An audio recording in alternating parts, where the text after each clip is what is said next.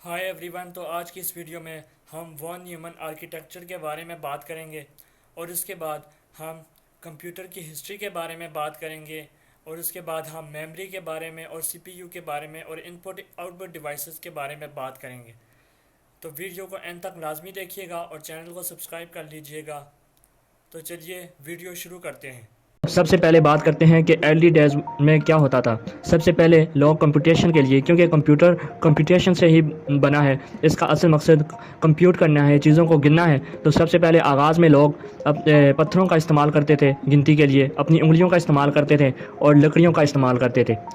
फिर उसके बाद चाइना में तकरीबन आज से 5000 साल पहले अबेकस ईजाद किया गया।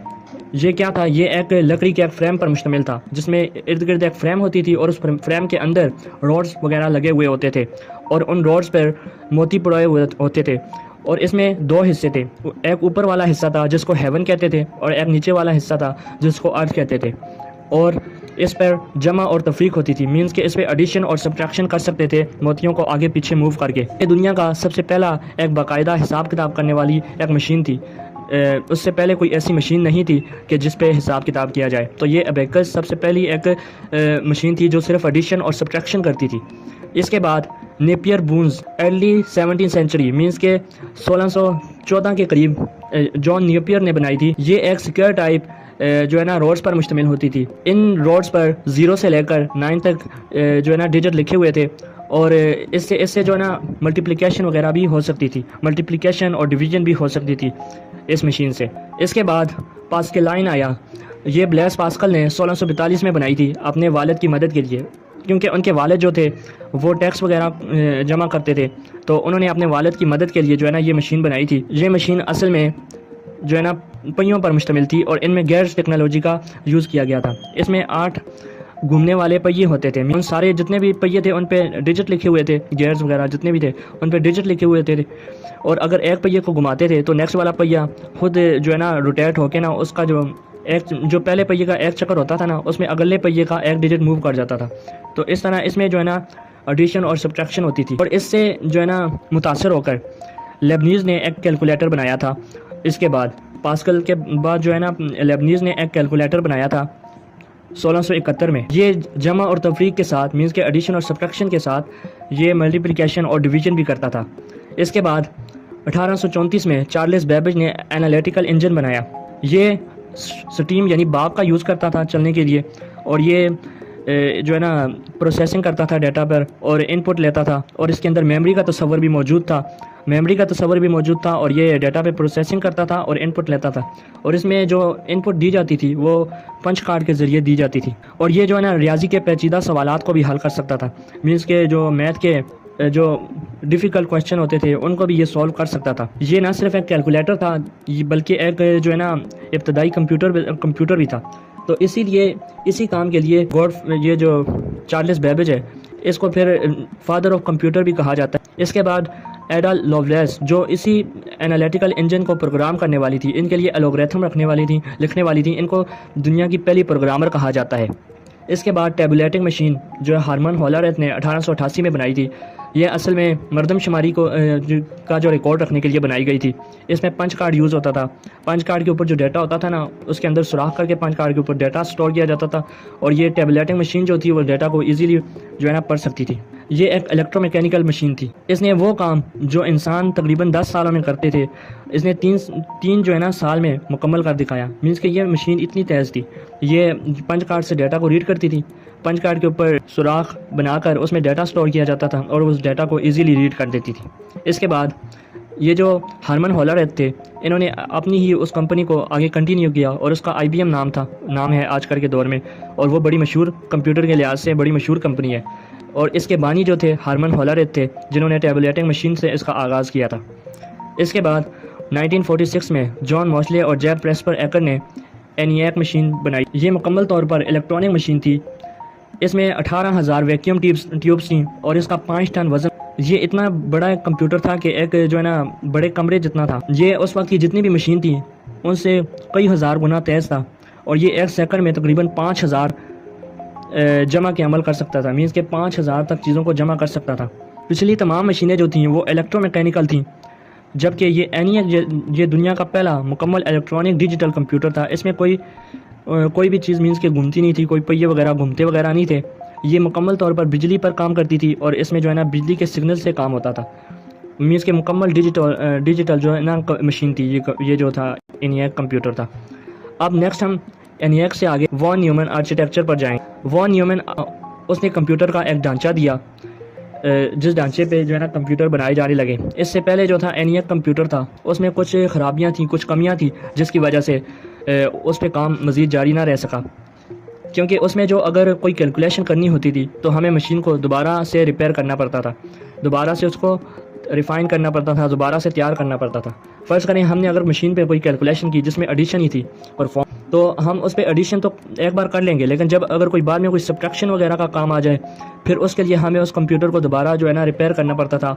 उसके अंदर जो सर्किट थे उनको दोबारा तैयार करना पड़ता था, एक बार जो है ना सर्किट को हटाकर दोबारा उनको तैयार करना पड़ता था। सब्ट्रैक्शन के लिए, एडिशन के लिए अलग सर्किट होते थे और सब्ट्रैक्शन के लिए अलग तौर पे उसको तैयार किया जाता था। इस तरह मीन्स कि उस मशीन के साथ ये गड़बड़ थी कि उसके अंदर जो है ना प्रोग्राम मेमोरी के अंदर स्टोर नहीं होता था, उसको दोबारा प्रोग्राम करना पड़ता था। तो वॉन न्यूमैन आर्किटेक्चर ये क्या है? It is a design purpose in 1945 characterize by a share memory structure that store both data and instruction in the same space. ये 1945 में इसको बनाया गया था और ये जो है ना मेमोरी के अंदर डाटा भी स्टोर करता था और उसका इंस्ट्रक्शन भी स्टोर करता था, मीन्स के प्रोग्राम भी स्टोर करता था। इंस्ट्रक्शन का मतलब प्रोग्राम या जॉब्स भी कहते थे इसको कि काम क्या है। तो ये दोनों चीज़ें एक ही मेमोरी में स्टोर करता था। इससे ये फ़ायदा हुआ कि हमें बार बार जो है ना कंप्यूटर को दोबारा नए कामों के लिए दोबारा तैयार नहीं करना पड़ा, सर्किट को चेंज नहीं करना पड़ता था। हमें बस जो है ना उसको कमांड देनी पड़ती थी और कंप्यूटर खुद ब खुद वो काम सर अंजाम दे देता था। अगर हमने एडिशन परफॉर्म की, अब अगर सब्ट्रैक्शन करनी है तो हमें बस कंप्यूटर को एक कमांड देनी पड़ेगी और कंप्यूटर दोबारा सब्ट्रैक्शन हमारे लिए परफॉर्म कर देगा। तो इसने प्रोग्राम को मेमोरी के अंदर डेटा के साथ स्टोर करने का जो है ना एक आर्किटेक्चर दिया, एक ढांचा दिया, ताकि मेमोरी में जो है ना प्रोग्राम भी साथ स्टोर हो सके। ये जो है ना 4 कंपोनेंट पर मुश्तमिल था, जिनमें सबसे पहला कंपोनेंट मेमोरी और CPU, इनपुट मैकेनिज़्म और आउटपुट मैकेनिज़्म। अब इनके बारे में हम तफसील से बात करते हैं। सबसे पहले मेमोरी के बारे में बात करते हैं। मेमोरी के अंदर इनपुट डाटा स्टोर होता था और इंस्ट्रक्शन स्टोर होती थी, मीन्स के प्रोग्राम स्टोर होते थे। इंस्ट्रक्शन मीन्स के करना क्या है उस इनपुट डाटा पे।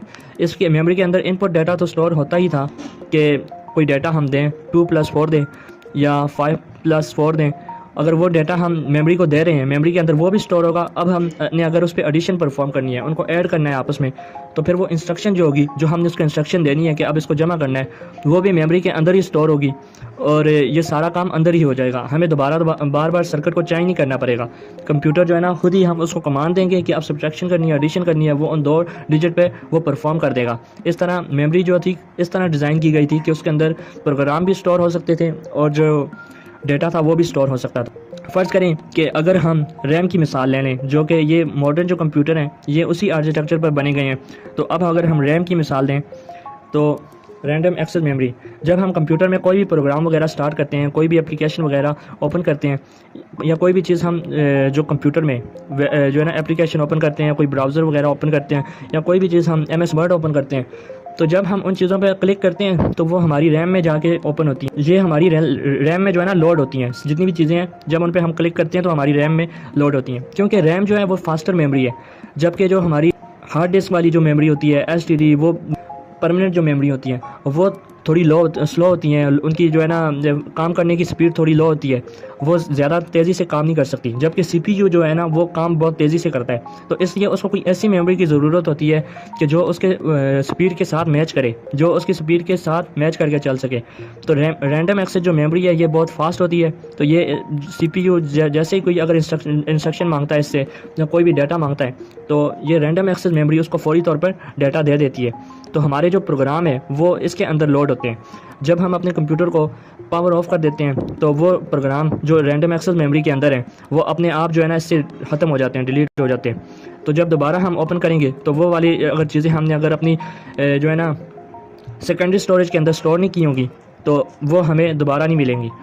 तो ये प्राइमरी स्टोरेज होती है जिसके अंदर डाटा आर्जी तौर पर स्टोर होता है और प्रोग्राम भी स्टोर होते हैं कि अब काम करना क्या है। इसके अंदर डाटा तो स्टोर होता ही है, लेकिन प्रोग्राम भी जो हम चला रहे होते हैं स्क्रीन पे, वो सारी चीज़ें रैंडम एक्सेस मेमोरी के अंदर स्टोर होती हैं। अगर नेक्स्ट हम बात करते हैं CPU, सेंट्रल प्रोसेसिंग यूनिट। ये दूसरा कंपोनेंट है वॉन न्यूमैन आर्किटेक्चर। इसके अंदर perform arithmetic operation and execute command provided by memory के अंदर जितनी भी कमांड है या कोई भी डाटा वगैरह है, ये उस पर अर्थमेटिक ऑपरेशन परफॉर्म करती है।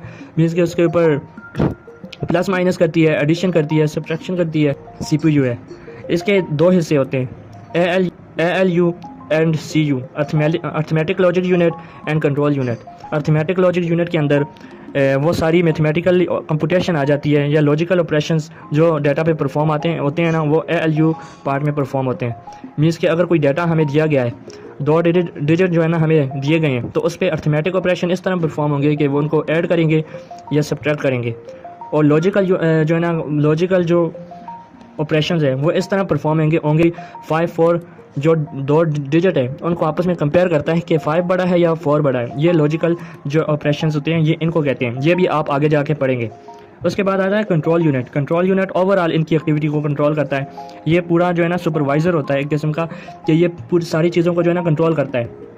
ये इंस्ट्रक्शन को जो है ना अपने अंदर स्टोर करता है, उनको लागू करता है। मीन्स के इंस्ट्रक्शन को कंट्रोल यूनिट पढ़ता है कि अब ये करना है, अब ये करना है। फ़र्ज़ करें 2 डिजिट हैं, अब हमें नहीं पता कि उस डिजिट पे क्या करना है, तो वो जो CPU को बताएगा कि इस डिजिट पे आखिर करना क्या है, वो कंट्रोल यूनिट बताएगा। कंट्रोल यूनिट जो है ना उसके कंपोनेंट को बताएगा कि तुमने ये काम करना है, तुमने इस पर एडिशन करनी है, सब्ट्रैक्शन करनी है। असल में ये सर्किट्स को बताता है कि अब तुमने इस तरह काम करना है कि इस पर जो है ना एडिशन परफॉर्म हो, सब्ट्रैक्शन परफॉर्म हो। वो सारी चीज़ें कंट्रोल करता है। ये उसको कंट्रोल करता है कि अब ये करना है, अब ये करना है, अकॉर्डिंगली हमारी कमांड्स के, कि हम इसको जो कमांड देंगे कंट्रोल यूनिट वही उस पर लागू करेगा।